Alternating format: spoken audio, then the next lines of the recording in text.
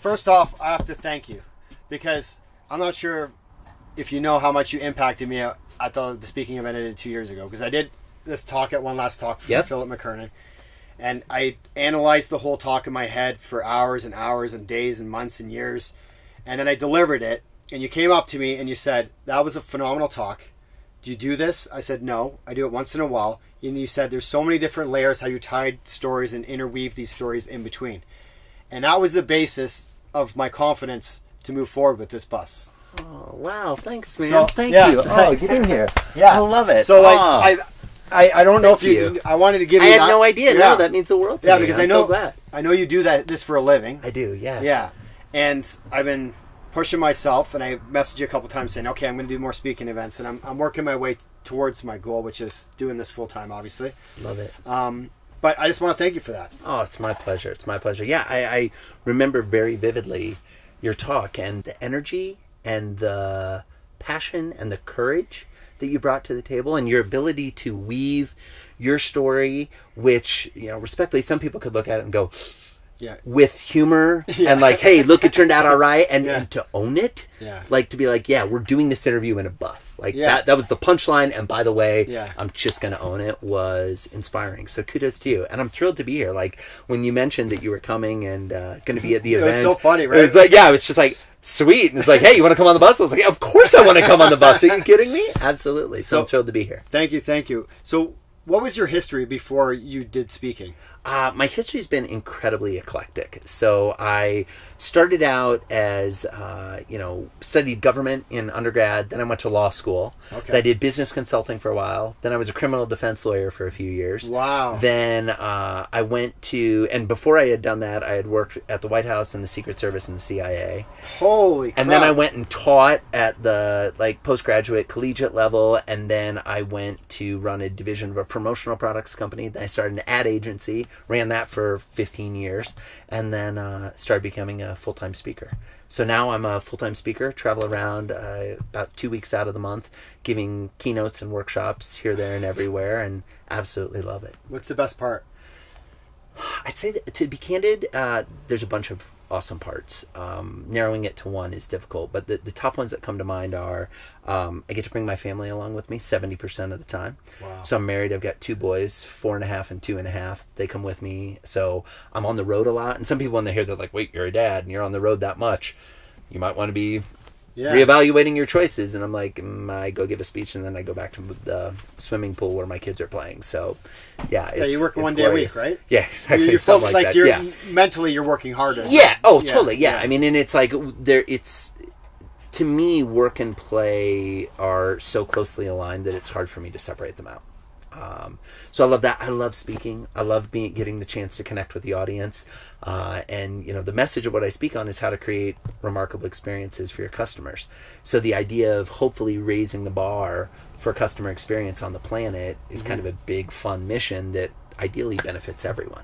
So cool. And how did you realize that you wanted to do that? Like, what is there an experience that happened in your life that made you think, you know what, I just want to give people hope. I want to help people. I want to bring people together.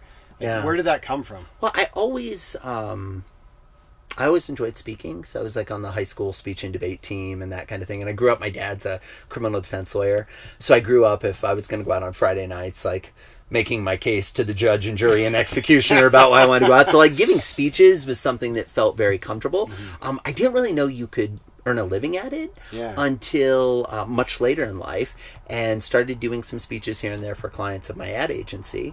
And then Jim Shields, who I know Jim, good buddy of ours, awesome. Kind of kicked me in the tail, and he was like, dude, you should do this more often. I mean, to be candid, not an entirely different conversation than the one you and I had. Well, where he basically said, look, you're really good on stage, your message is important, why don't you do it full time? And I sat with that and I was like, you know what, maybe I could make a go of this. And here we are a couple years later, and I love it. It's joyous. It's brought so many wonderful opportunities and gifts to me and to my family, and I like to think that we've helped people create better businesses along the way, and that the message is resonating with people and helping them. That's so cool, man. So this is full circle for me, because 2 weeks ago I decided to dive into this 100%. Nice. So I paused my businesses. I have people taking care of it now. Yep. and I'm moving forward in that same direction that you're in. Dude, so what advice would you give me? Because I'm like, okay, I'm going to get paid to speak. Okay, great. I just did a speaking event, like 2,500 or 2,300 people. I can't even remember how many were there. Nice. And I got everyone to hold hands and close their eyes in the beginning and stand up. And guess what? I forgot to tell them to sit down. So they stood up. They stood up for 10 minutes, my whole talk. And they came up to me. It's like, we didn't know if we should sit down or not. I'm like, I didn't know if I should have told you or not. So it's all good. But they remembered me, right? They remembered. Yeah, exactly. And I think the cool thing about speaking is, for people who don't speak, they have this perception that, these people that speak are different than us. They're not afraid of going on stage. They know exactly what to say. And in my experience, that is categorically untrue. Yeah. They're anxious. I'll speak for myself. Sure. To me, the secret isn't to eliminate the butterflies that you get in your stomach. It's to get them to fly in formation. Love it. So so I'm nervous until my foot hits the stage. Once I hit the stage, I'm like, okay, I'm here. I own it. We've got an hour together. I'm going to try to deliver as much value as I can.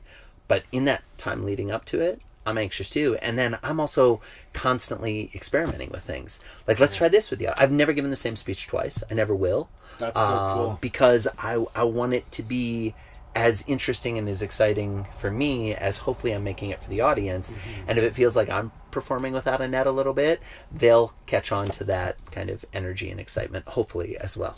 That's so awesome. I seen a video you posted. I think you had an intro video. It was at the Pentagon. Oh, yeah. Pentagon. Yeah. It was super cool how you kind of ran through your history. It was like in a minute. Was that right? Yeah. So I do occasionally I'll do a presentation, which is basically my life story in less than 5 minutes. Mm-hmm. And the reason I do it is not to be like, oh, let me talk about myself, but to illustrate the point that all humans are striving for personal and emotional connection. We live in a day and age where, courtesy of our telephones, we are connected to people all over the world. We can reach out and touch someone on the other side of the planet via an email, a text, a phone call, whatever it may be. And yet never in the history of humanity have people felt more disconnected. So true. Right? Yeah. And so part of my message is the way you create great experiences is you build a foundation of personal and emotional connection. One of the fastest ways to build personal and emotional connection is to what I like to call go first. So you tell a little bit about your story, enough that the other person finds one or two things that either they have commonality with or polarity. What I mean by that is something that they're like, oh, I too love to travel. Or like, for example, I went to Notre Dame, so I love Notre Dame football. There's two types of people in the world. There's those who love Notre Dame football, and there's those that haven't been converted yet. I'll get to them eventually, right? This is the lawyer talking, right? Exactly. Slowly but surely we'll get them. But so I maybe have commonality with you if you also root for the Irish. But if you don't, if you root against the Irish, great. Now we have polarity, but we still have a personal and emotional connection. And so my goal is to go through life trying to find ways to share pieces of my story that give other people the opportunity to create a personal and emotional connection, because that's the spark that gets everything going. And then you just pour onto that. So it's interesting you say that, because I have a hard time explaining my history. And a lot of people, the event holder that we just did a couple days ago, she was like, you have a hard time explaining what you do. So we just did an intro video. And it was actually really good, because I'm humble. I don't want to talk about all this. I wrote these books and did this. I feel kind of douchey talking about that. Right. And that's a challenge, because we never want to be that person that's always wants to talk about themselves. Mm-hmm. The flip side is when we first meet someone, what's fascinating is when you first meet someone, they usually ask you one of the following questions. What do you do? Yeah. Because they're trying to find out, well, is what you do something I understand, or maybe we do the same job, or maybe a different job, or maybe you do something I'm interested in. Mm-hmm. Where are you from? Mm-hmm. Right? Yeah. Do you have kids? Right? They're trying desperately to find these moments of commonality so that they can build a conversation from there. And so if we lead a little bit by saying some of those things, it creates lots of different opportunities. I mean, if we were to go back and rewind this conversation, I've tried. I haven't consciously done it. At this point, it's subconscious. But I've told you about my kids. I've told you about my travel. I've told you where I've worked. I've told you where I've gone to school. So everybody watching this video, there's been at least one thing that they have a commonality with. We've been talking for like 5 minutes. And it's, again, I want to be really clear. Yeah. It's not that I'm trying to game the system or game anyone or manipulate it. It's, if you can hear me talk about something that you have in common, well, you might listen to the next sentence too. And it's now so cool, we're into the race. Where did the lawyer the lawyer thought come into this? Is it like underlying like the blueprint? Yeah. It's like the blueprint where you kind of. I grew up, my dad was a criminal defense lawyer, right? So like I learned about structuring arguments and persuasive speech when I was, a kid. So cool. And then, went to law school and, spent 3 years having this type of thinking and structuring of arguments and building a case built into, my DNA. Yeah. And so what's fascinating now is it's not the only lens by which I view the world, but it's I don't know if you've ever, I forget what it is. Sometimes in like cartoons, they'll like have like the different colored lenses and they can pull them across. So like my goal is to have as many different colored lenses as possible. So I have the lawyer lens. I have the kid who grew up in a farming community in Iowa lens. I have the one of 7 kids lens. I have the dad lens. I have the husband lens. I have the brother lens, the son lens. And depending on the lens I bring to the table, it allows me to hopefully see that other person's perspective a little bit more and relate with them a little bit more, because at the end of the day, I think that's what we're all trying to do. That's so awesome. So I'm going to be selfish. Please. If you're in my spot in this crazy-ass bus... Yeah. Would you be hiring an agent for speaking events, or what would you do? Because you led me here already 2 years ago, right? You led me here, and now I need some more milk, right? I need to go to the next... fair enough. So I can only speak from my context and my experience. Okay. So I do not have an agent for my speaking. Okay. I have never been booked by a speakers bureau to date. Wow. So you're rogue. You're short bus, man. I'm short bus. I'm total short bus, brother. 100%. You know what I mean? I break the rules. I'm a speaker who, and this is not from a place of bragging, but charges 5 figures for a speech, and I don't have a book. Yep. Right? Yet. I don't, I was charging 5 figures for a speech, and I didn't have a website that said I do speaking. So my secret, if there, for whatever modicum of a success I've experienced, my secret is figure out a kick-ass talk, get on stage and deliver a kick-ass experience, and the people in the audience will want more. They will hire you to do other speeches. So my metrics is usually for every 40 people in the crowd, someone hires me to do consulting or to speak for them within the next 18 months. So 1 out of 40. So it's a number game. Old school, right? This is old school. Yeah, just get out and do it. Do the work. Do the talk. So if I were you, I wouldn't worry about an agent. I wouldn't worry about, I would just say, look, here's my message. I'm available to speak at your event. By the way, with you, if I may. Go ahead, tell me. This is unique. Yeah. This is different. Nobody rolls up to an event with a bus, outfitted with cameras and sound equipment, can do interviews like this, has your type of message, lives it, like, respectfully, and I think I told you this when we talked back at one last talk, a lot of people who rode on the short bus have a lot of shame about riding on the short bus. For sure. Right? I did for years. You went out and bought the damn bus. Yeah. So you took the thing that you could have said, and instead said, man, this is part of my story. This is part of my history, and you know what? I'm going to own it. I'm going to live it. And you're going to do that, and then there will come a time when this part of the journey is done too. Yep. And then you move to a different thing, and that's okay. But in this moment, I'd say, look, I'm going to roll up to your event. I'm going to interview your CEO. I'm going to interview your head of sales, your event coordinator. I'm going to interview your audience members. I'm going to bring them in the bus after my keynote, give them the short bus experience. That's all included in my package. This is what I charge. I want to come speak for you. And now the speaker's an experience, right? Because a lot of speakers, I say this respectfully, they walk on stage, they deliver a great message, then they walk off stage and the people in the audience never see them again. Yeah, no. They'll never see them again. Like when we did this talk, it was insane. Like the first one I did over 2,000 people, and we had a security guy, and we had a line of people just wanting to take selfies in here. Totally. Like we had phones, 6 deep phones lined up. I believe it. I believe it because this is unique. This is special. This is an experience. And when you do that, people want to be a part of it. You're so dead on. It's unbelievable. Like you're speaking of my last 2 weeks, and we're just rolling with it. I'm glad you're having the experience. So tell me about your new book. So, a new book is coming out in April. It's called Never Lose a Customer Again. This book represents basically 20 years of my research and experience with how to create remarkable customer experiences. What can you do to create an interaction with a new customer, particularly in the first 100 days of the relationship, that is so powerful, that is so memorable, that is so meaningful that they want to become a customer for life? Typical business in the first 100 days is going to lose between 20 and 70% of their new customers. Wow. So you spend all this time, money, effort bringing in new customers, filling the funnel, converting, getting them in the door, and they're running out the back door as quickly as you bring them in. I believe this is the biggest problem plaguing corporations and businesses around the world that no one is talking about. Everyone's talking about marketing. Everyone's talking about sales. No one's talking about retention. How do we keep them after we've worked so hard to get them?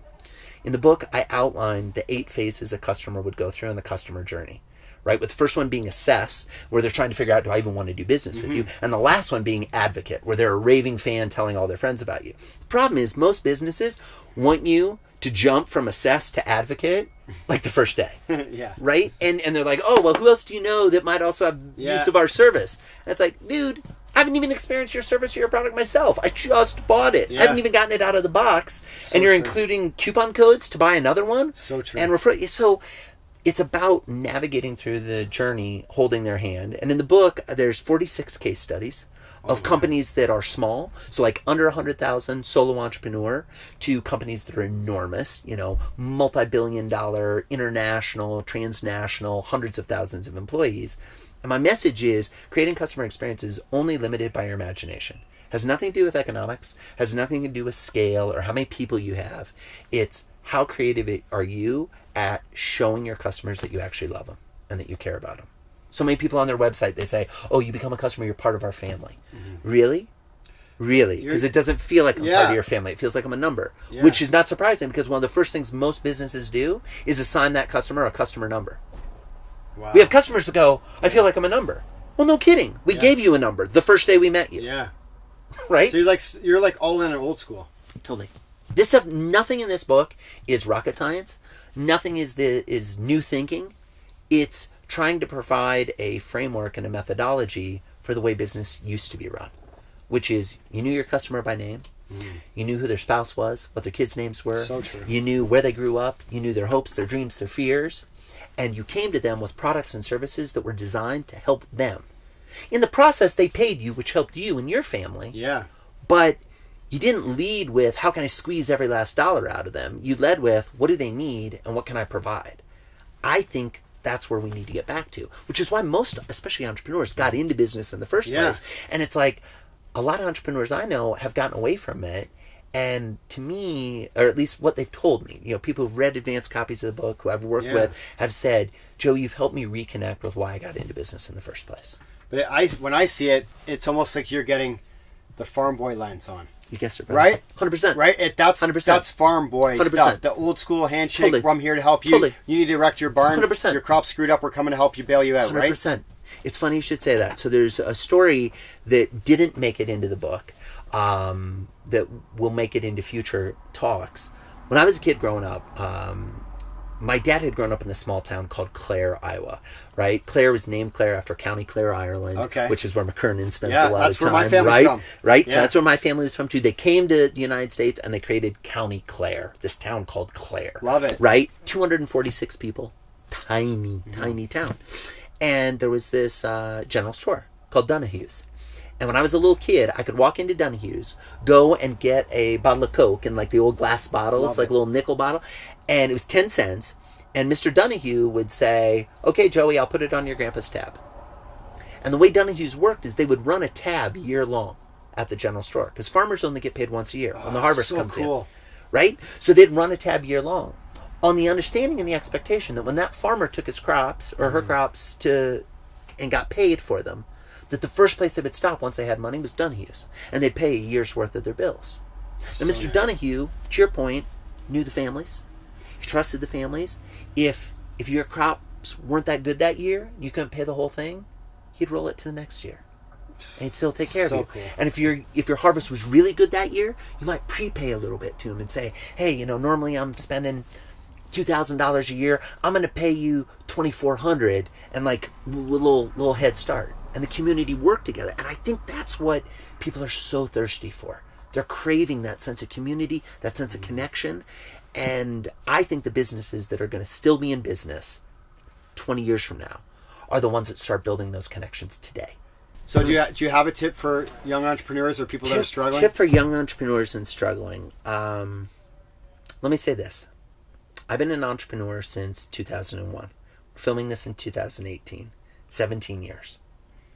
It's a roller coaster. There are great days. There are horrible days. It gets easier and it doesn't. let me tell you the truth, right? With all due respect, I think it's a marathon. I think it's about keeping going.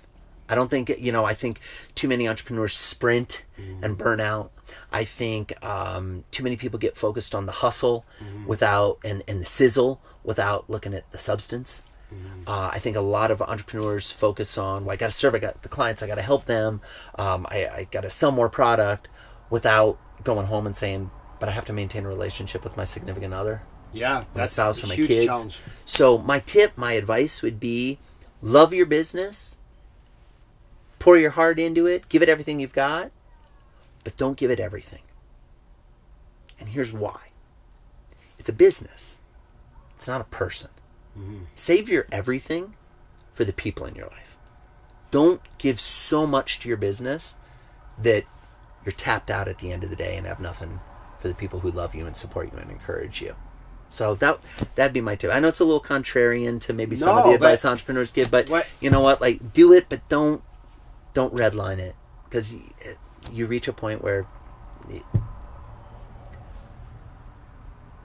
when it's all said and done, whether the business succeeds or fails, if it's cost you your health, your family, your loved ones, your friends, I don't care how much money you have in the bank account. I don't care how big the business is, how many followers you have on Twitter, or whatever metric you're using to imagine your success.